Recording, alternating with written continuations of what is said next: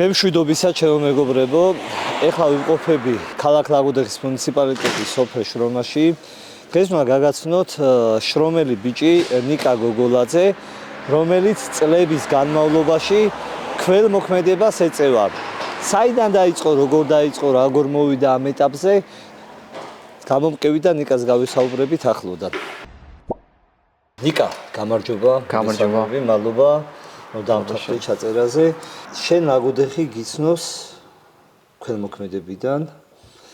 წლებია ამ საქმიანობას იწევი. მე მინდა დავიწყოთ პირველად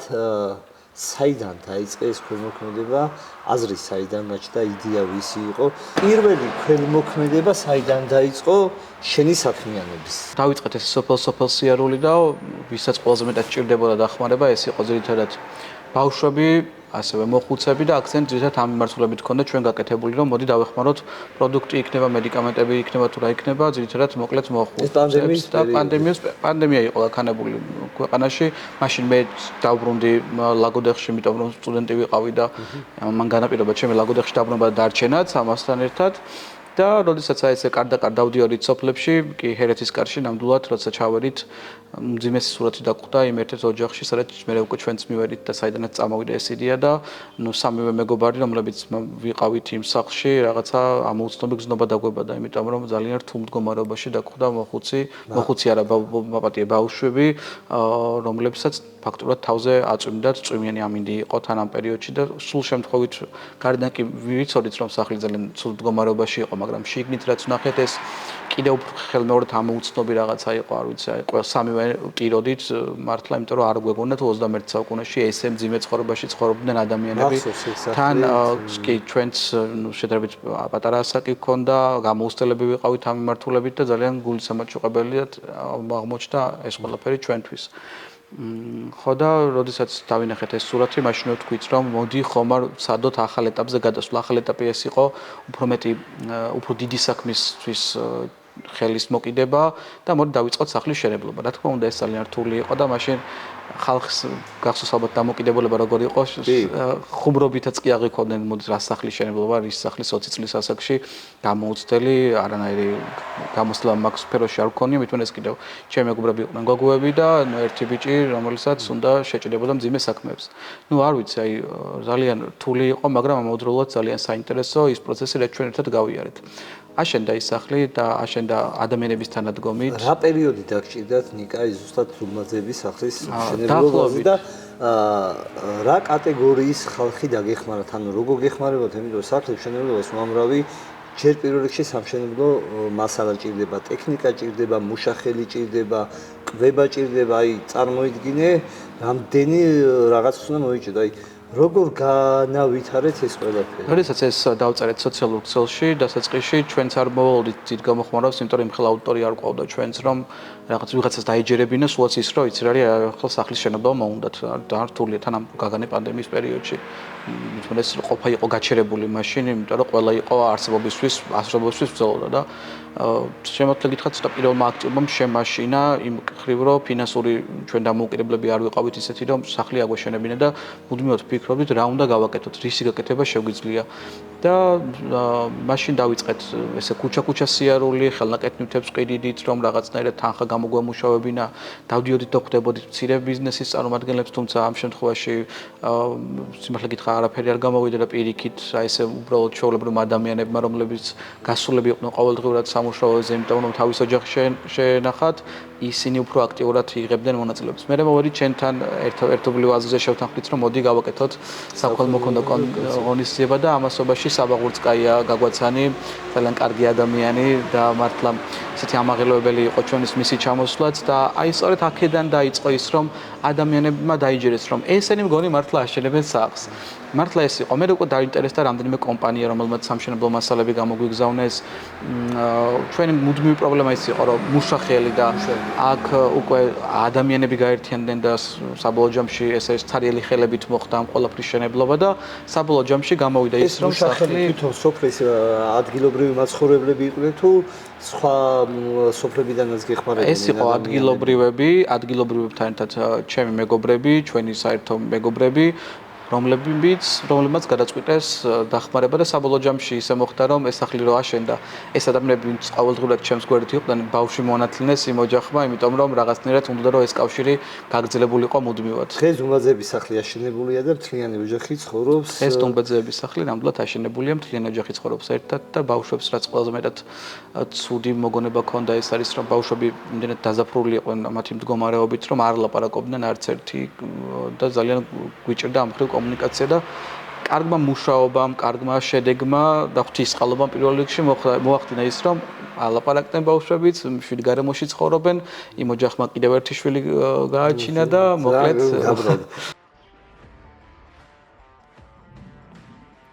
არ არსებობს არც ერთი საქმე, რომელთან დაკავშირებითაც კურთხევას არ ვიღებ ჩემი მოძღვრისგან, მამა ნიკოლოზისგან, რომელიც არის ჩემთვის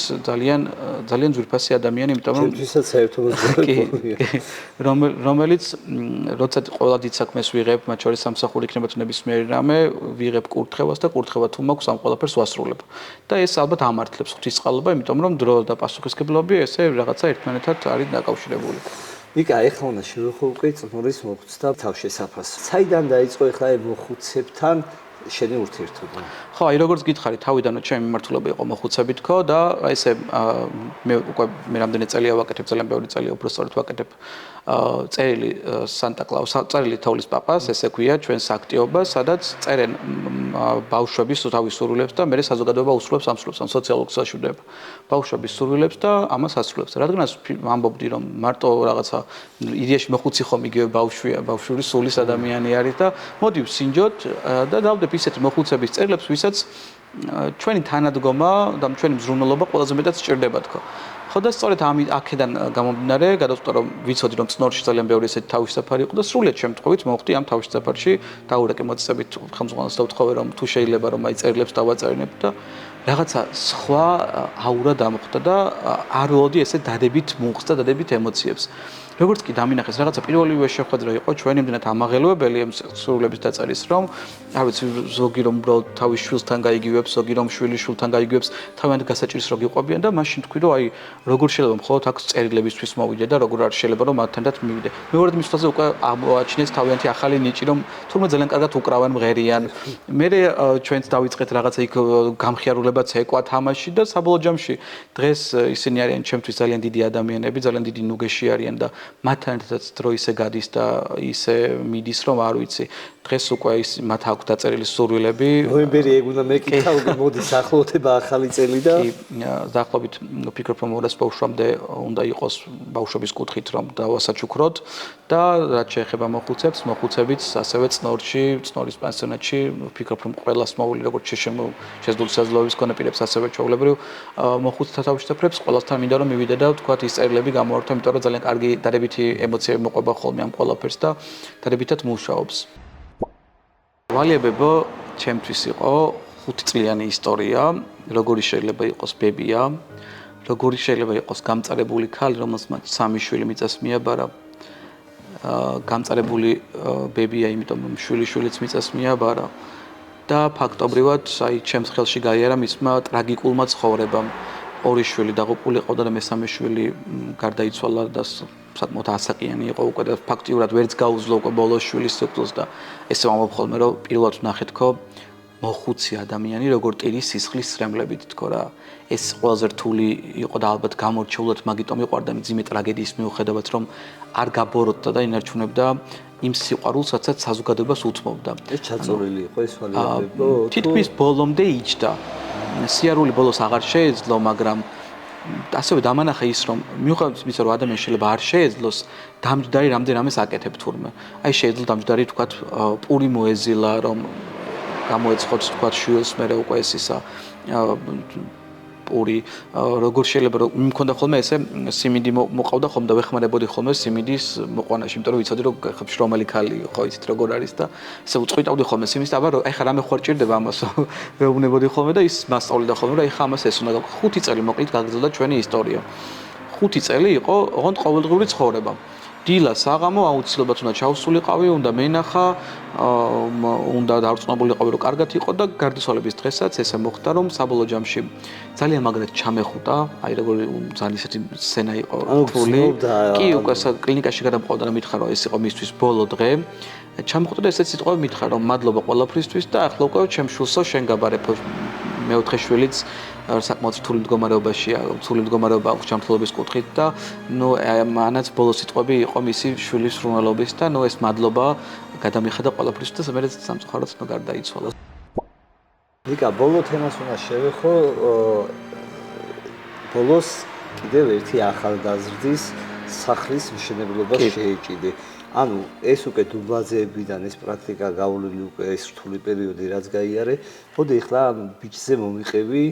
ისტორია, როგორ გაიცანი, ვინ არის, როგორ გადაწყვიტეთ ადგილის სად შეარჩიეთ.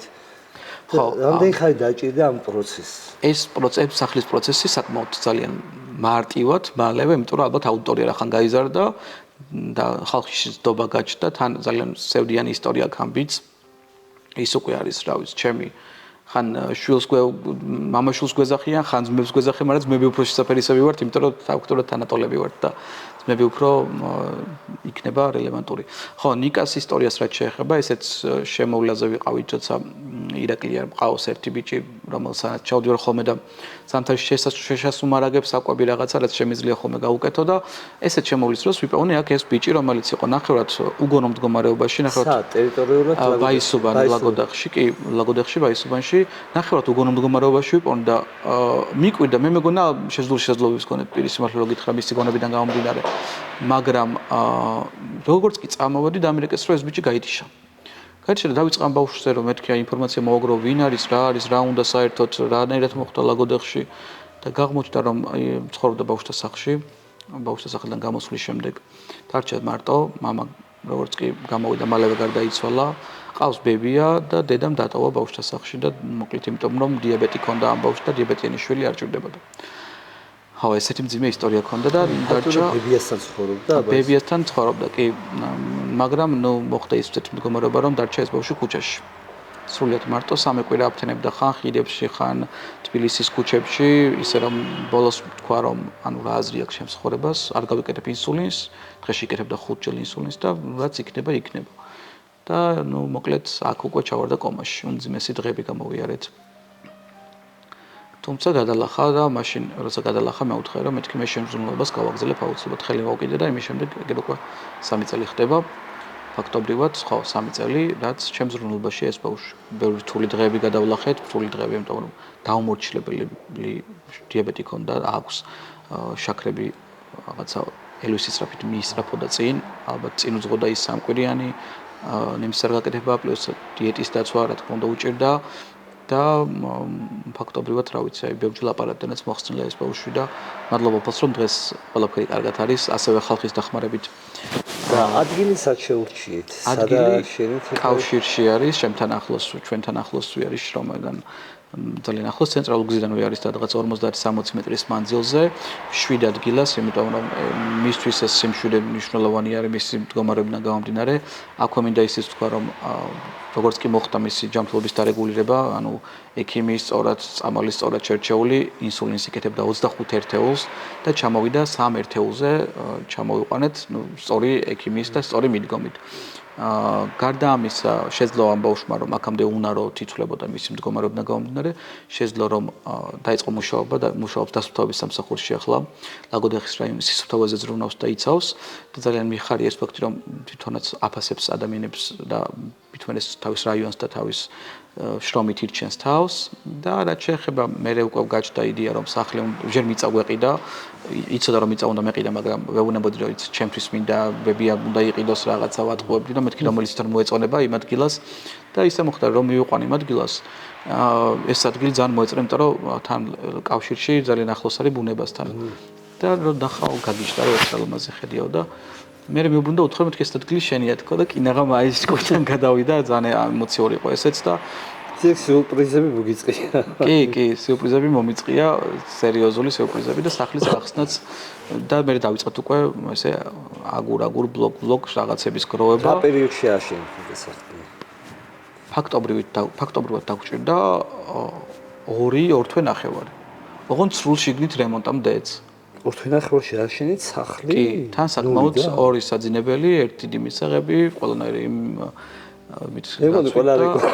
მოიხსნა რეკორდი სახლის უშენებლობა. მოიხსნა რეკორდი თან კანონის დაცვის ფარგლებში მოგვეხმარენ ამასთან დაკავშირებით ყველანი და მოკლედ კანონიერად არის ყველაფერი გაკეთებული ამ სახლთან დაკავშირებით. აქვს უკანაც მიწა, რომ სამომავლოდ დაამუშავებს. უკვე როცა ოჯახი შექმნის ექნება იმის საშუალება რომ პატარა მეურნეობა ქონდეს თავისი, კი, დაუტოვეთ და საბოლოო ჯამში ეს ბავშვი ბედნიერია, მაგრამ ბედნიერებას თან უძღვის ის, რომ ეს ბავშვი უკვე მარტო აღარ არის. იმიტომ რომ წინა წელს ახალწლის დღეებში გაისმის არის და მეუბნებიან რომ ნიკა უნდა ჩამოხვიდე ნინიგორში, იმიტომ რომ ერთი მოხუცია რომელიც არის უმძიმეს მდგომარეობაში, საქონლის სადგომში ძინავს და ნუ ეს როგორც გავიგე, მაშინ გავქანდი 28 დეკემბერი იყო თუ სწორად მახსოვს. ჩავედი და მართლა ვხედავ რომ ერთ მიწურს ქოხში ერთი წაწოლი ძლივს ეტევა წევს მოხუცი რომელიც არის გაუნძრევლად რომელიც ვერ ხვდის საბანს და ეს მიკვირდა რატო ვერ უნდა გადავხედო არ მახვდებინებ და როგორც გადავწიე საბანი საშინელი მდგომარეობა დამხვდა თუმცა 3 თვე არის ჩავარდნილია და გამომცვლელის რა მიყავდა რომ გამოეცვალათ და მოკლედ აი ამ თავის ფეკალიებში და ამ ყველაფერში ვიპოვნეთ ეს ქალბატონი ყველა ამბობდა რომ რამდენიმე დღის სიცოცხლე ქონდა დარჩენილი და ნუ მოკლედ მოვკიდეთ ხელი და ვთქვით რომ არ არსებობს ეს ქალი უნდა რაღაცა პერიოდი მაინც უნდა იცოცხლოს და ნახოს რა არის სწორი სიცოცხლის ფასი თქო და ნუ ბევრი შრომის შედეგად უდესი ნაწოლები ქონდა აი ცხოვრობდნენ შიგნით ქვეწარმავლები არა ანუ ოჯახი შვილი ყავს მაგრამ ნუ მოხდა ისე რომ ეს ქალი მარტო არის დარჩენილი სულ მარტო იმ ქოხში ცხოვრობდა 3 თვის განმავლობაში მხოლოდ მეზობელში ჰქონდა ხოლმე პური და აი ესეთი სიცოცხლისთვის რაღაცა მოკლედ როგორ თქვა ძალიან მინიმალური პროდუქტი ისაც შეიძლება ეცოცხლა და როგორც მე აღმოჩნდა 4 დღის შეერიც იყო ამასთან ერთად და მოკლედ გავიდა ზუსტად 6 თვე ამ ქალბატონის მდგომარეობა შეიცვალა ყოველდღურად თუნდაც ძალიან წადინობდა და 6 თვის შემდეგ როცა უკვე კარგად იყო და შეგვეძლო სახლში წამოგვეყვანა ნიკა მოვიდა და მითხრა რომ მე მაინც ვარ მარტო ცხოვრობ მარტო და თუ კი იქნება შესაძლებლობა რომ ეს ქალბატონი ჩემთან წავიყვანო და მე ვიყო როგორც ბებია მე სულ მინდა რომ ყოლოდა ოჯახი და არ მყავს მე მზად ვარ რომ მოკლედ ეს ქალბატონი იყოს ჩემი ბებია აი ეს იმდენად ამაღელვებელი იყო ვერ გავეზე თავიდან რა მითხრა მე რო დაველაპარაკე ნიკასაც იმ მოხუცსაც გადაწყვეტეს რომ მოდი სინჯოთ იქნებ გავუგოთ ერთმანეთს და ვიცხოვროთ 7 ბედნიერი ოჯახით უკვე გავიდა 6 თვეზე მეტი და სადღაც რაც უკვე ერთად ცხოვრობენ აი